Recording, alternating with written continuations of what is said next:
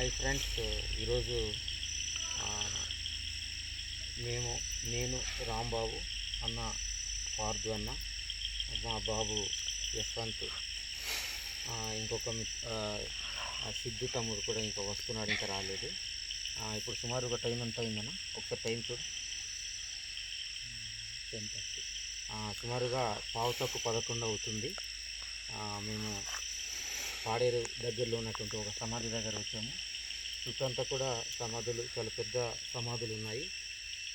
చీకటి ఉంది. అయితే ఈ ప్రదేశం అంతా కూడా కొంచెం ఎక్కువగా తుప్పలు, గడ్డి ఉండడం వల్ల ఇక్కడ కూర్చొని ఉండడానికి సేఫ్గా లేదు.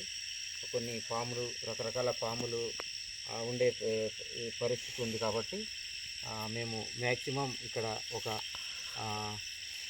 12-1 గంట వరకు ఉండడానికి మేము ప్రయత్నం చేస్తాము. ఈ ప్రస్తుతానికైతే ఇది మా వెనకాల ఉన్నటువంటిది సమాధులు. ఇదిగో ఇటువైపు చూడండి, ఇది సమాధులు, ఇదంతా కూడా సమాధి.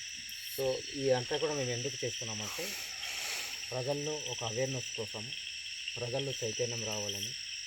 అమావాస్య వస్తుందంటే చాలు పెద్దలు చిన్నలు అందరూ కూడా, ఆ పెద్దవారేమో చిన్నవారిని ఒక భయభ్రాంతులకు గురి చేయడం కావచ్చు, లేదంటే పెద్దవారు కూడా అమావాస్య అనగానే భయభ్రాంతులకు గురి అయ్యేటువంటి పరిస్థితి మనం చూస్తున్నాము. కాబట్టి మనం అందరూ కూడా చైతన్యంతో ఉండాలని ఉద్దేశం తప్ప వేరే ఏ దురుద్దేశంతో మేము చేస్తున్నటువంటి ప్రోగ్రాం కాదు ఇది. కాబట్టి ప్రజలందరూ కూడా ఆలోచించాలని. 7 రోజులలో కాదు, 30 రోజులలో కూడా, నెలలో 30 రోజులు అయితే 30 రోజులు కూడా మంచి రోజులే. ప్రతిరోజు కూడా మంచి రోజు.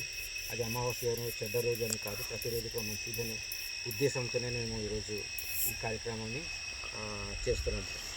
Thank you. ఇప్పుడు మన దీని గురించి కట్టి